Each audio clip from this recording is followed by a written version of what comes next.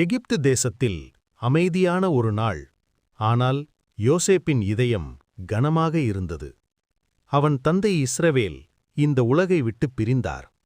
அந்த செய்தி அரண்மனையையே சோகத்தில் மூழ்கடித்தது. யோசேப்பு தன் தந்தையின் முகத்தில் விழுந்து அழுதான்.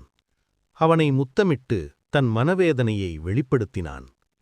பிறகு அவன் தன் ஊழியர்களை அழைத்து, என் தந்தையின் உடலை எகிப்திய முறையின்படி மருந்து பூசி பாதுகாக்குங்கள் என்று கட்டளையிட்டான். 40 நாட்கள் அந்த பணிக்கு எடுத்துக்கொள்ளப்பட்டது. எகிப்து தேசம் முழுவதும் 70 நாட்கள் துக்கம் அனுசரிக்கப்பட்டது. துக்க நாட்கள் முடிந்தபின் யோசேப்பு பார்வோனின் வீட்டாரிடம் பேசினான்.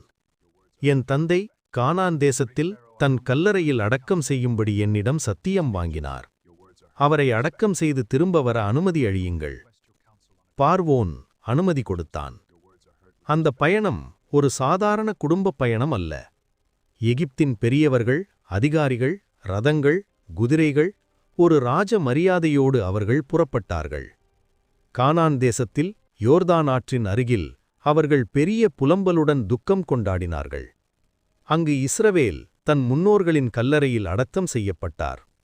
ஆபிரகாம், ஈசாக்கு, அவர்களின் மனைவிகள் ஓய்வெடுத்த அதே இடத்தில்.